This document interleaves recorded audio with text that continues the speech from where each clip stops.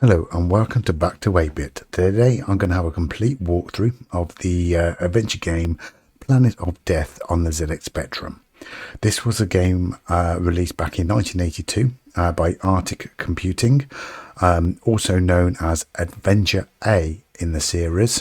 This was probably one of the first adventure games ever released on the ZX Spectrum.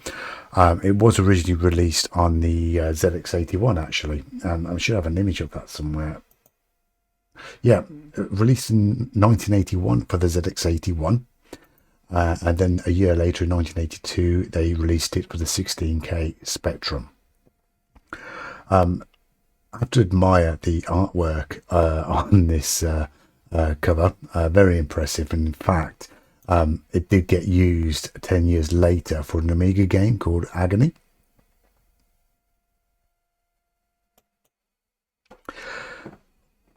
Looking through this particular game, if you look at the instructions, it is very vague, very limited. And that's one of the disappointing things about this adventure game. It doesn't list any of the commands that you need to get through this game, which does slow the gameplay down. And there's probably a reason for that, because this adventure game is an extremely short adventure game. Again, it's one of the first ones made. It's still very much a learning curve of what people wanted to see in these text-based adventure games. It was originally, as I said before, originally on the ZX81 and the 16K Spectrum, so it was very limited to the amount of available memory for programming this game. But reading into what it says here, it does advertise it as being a very long game. But in fact, you can actually, if you know what you're doing with this game, you can actually speed run it, and it could probably take about 5 or 6 minutes to actually complete. But what seems to take the time is people trying to work out what commands are needed, and the number of times you could take a wrong turning or do something in a wrong order that will eventually get you killed, and having to start again or going back to a save point. There isn't a command in this game just to save the game. That doesn't exist. You can't just type save and restore when playing the game. What happens is when you quit the game, you do get asked if you want to save your progress. And then when you come to load the game again, at the start of the game, it does ask you if you want to restore a previous game. So they don't make it very easy for you to load and restore your game at regular intervals. The whole idea of this game is you're stuck on a planet, and you've got a spaceship that has been hidden away, and it's not working. And your job is to try and find your spaceship, get it working, and leave the planet. There are a couple, as I said before, the commands that you write in aren't always straightforward as well, and that's another thing that really annoying and probably, was quite infuriating for people back then. Some of it isn't straightforward, even though some of the clues are in the text. You don't know exactly what you're going. I won't give too much away, but I will cover it a bit when we're playing through the game. You will see what I mean when you're trying to get through the force fields and sort of commands that you need to do that. And you can imagine people taking a long time to try and work out how to do that. And back in the early 80s, we didn't have things like the internet to fall back on to try and get help or assistance, to get solutions, or have forums to help us to solve the problems. Most of the help we got were from magazines that used to help and print and publish tips on playing some of these adventure games, and the old-fashioned way of maybe communicating with your friends at school, other people that play the game, and discussing it with them and how they got through it. And some of that, I suppose, doesn't really happen these days, where people actually talk to each other. Anyway, what we do is I will play this game on my Mister, and I will take my time playing through this game. I won't speed run it. I will allow you time to take notes and read the text on the screen as well. I want to try and make this walkthrough a little different to the others that are on YouTube, and give you the chance to, you know, especially if you haven't got access to a Spectrum, you just want to watch the game go through. Maybe you played this game as a child and never quite managed to complete it back in the 80s, and this is your chance to have a look and see how it works. You can enjoy the game and just read some of the scripts on the screen. This is a pure text adventure game. There is absolutely no graphics involved with this. There is no sounds involved with it. You really need to play on your own imaginations, really, by reading the scripts and what you need to come to. It's very much similar to, I suppose, reading a book. But we'll get things running. And if you've got any questions on it, or feel free to leave a comment on the YouTube channel. If there is any particular adventure games that you want to see me try and complete, again, just leave that as a comment on the channel as well. Right, let's get Planet of Death loaded up.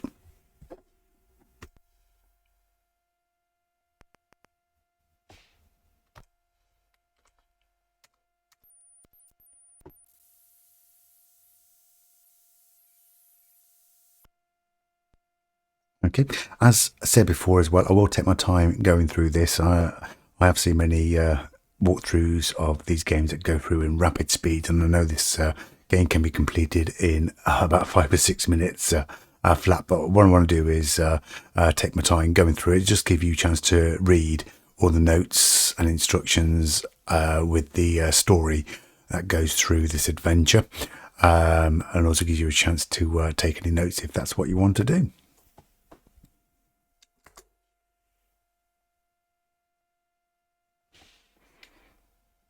And this is the point where you get asked if you want to restore a previous game.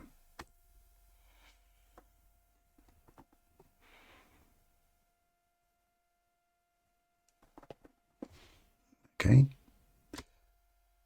You need to get flint. And it won't understand take flint. It has to be get flint. We then go down. Now we're in the forest.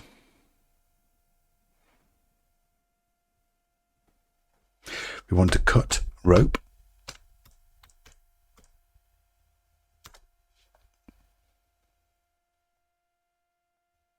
And now we get asked what with. We shall now say with flint.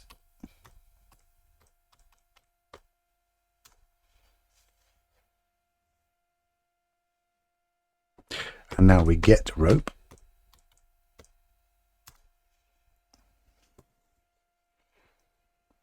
And we go south.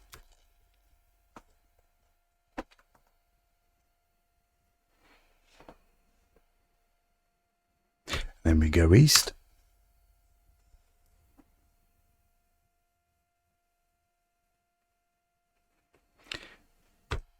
And we get bored.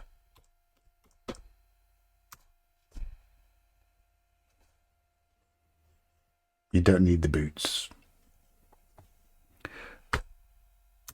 Go north.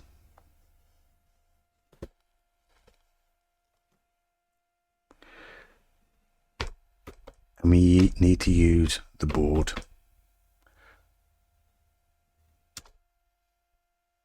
to cross the ravine.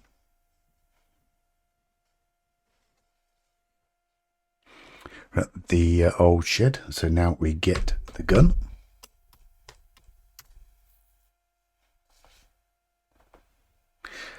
And we use board again to return.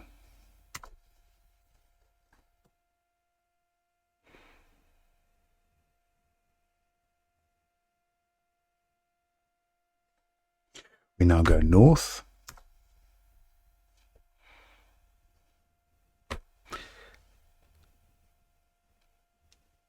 And we go west. And we go west again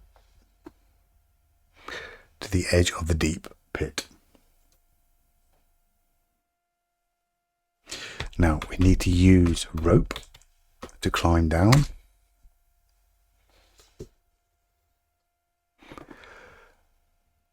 And now we need to get that mirror, but the man is on top of it. So we now need to get man.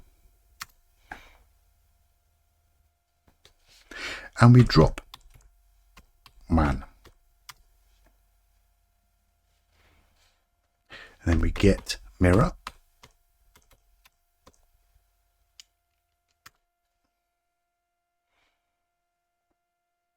And then we kill man.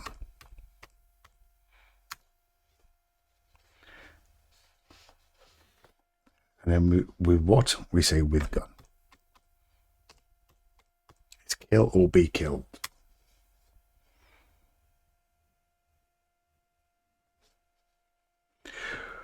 We now need to move east. We should be now at the wind tunnel. And we need to open the door.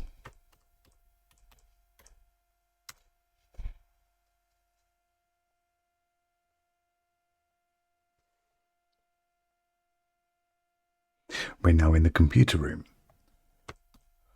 We need to get the key. And then we move west twice. And again.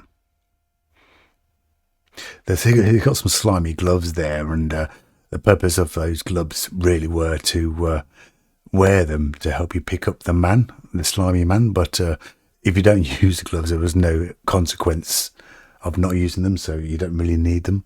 And there are a couple of red herring items in this game. So we've now gone west that second time. We need to go south.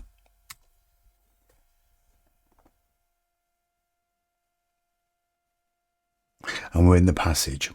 Okay. Now, this is the part of the game which probably had many people stumped for a while.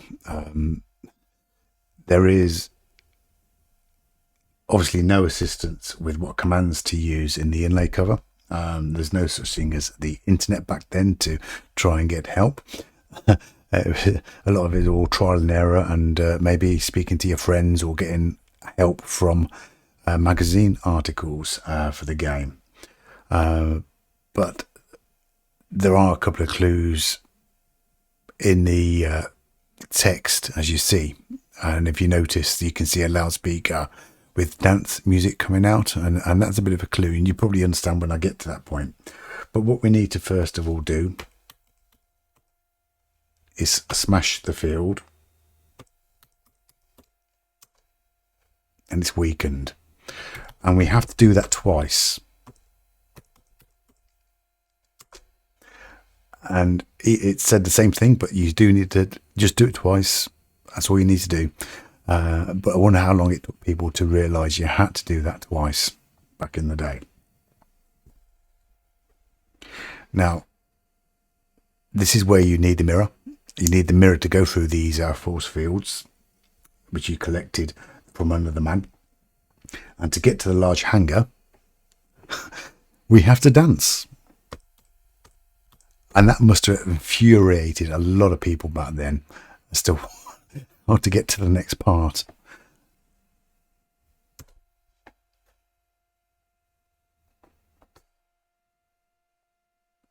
You now need to kill security. Whoops.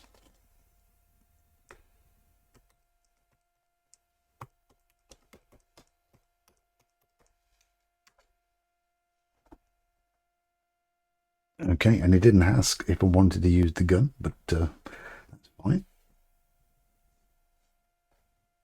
You now need to unlock the door. So just unlock door.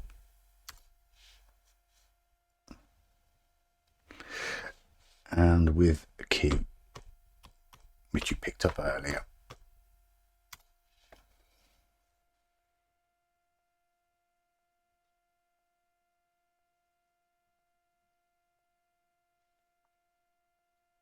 Okay. We now have to push a sequence of buttons, and as you see on the screen, there's a sign that says 5, 4, no dusty bin rules, and that's the clue. And if you remember back to the early 80s, the TV show called 321 with the dusty bin, and that's the sequence of buttons that you need to press. 3, 2, 1. So we push 3, we then push 2, and we then push 1.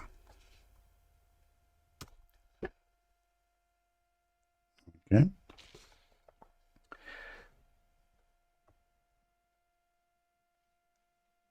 We now go east.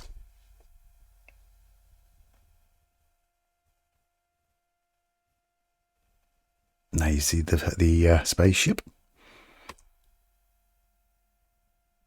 We go east again. And we get the motor.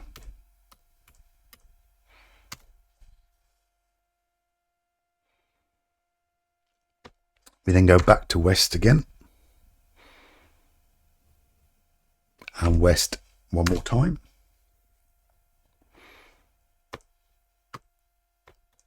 And we enter the ship.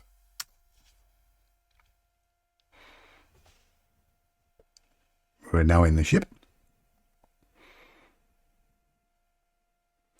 You now need to push aux.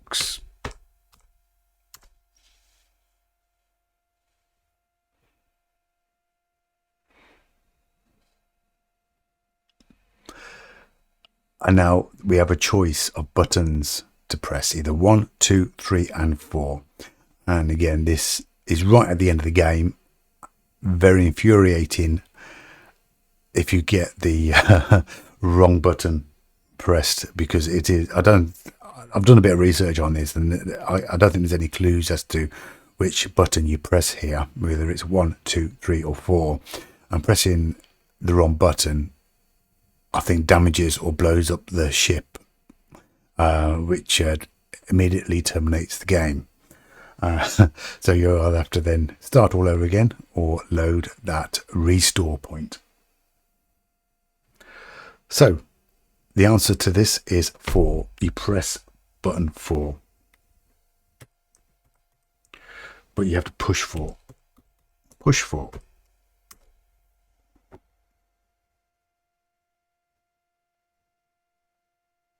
And there you are. Congratulations, you've managed to complete this adventure without getting killed. Do you want to save the game? No. Do you want to try again? No. Okay, there it is. And what I will try and find for you actually is the map of the entire game, so you can have a look. So you see if you can see it in a bit more detail.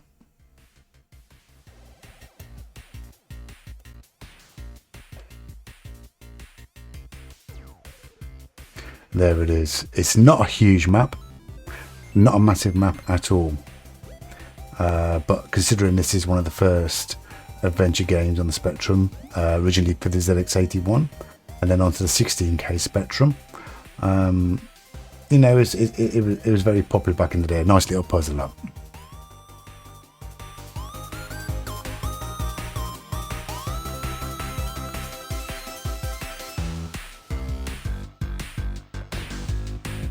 Hope you enjoyed it, and we'll catch you very soon.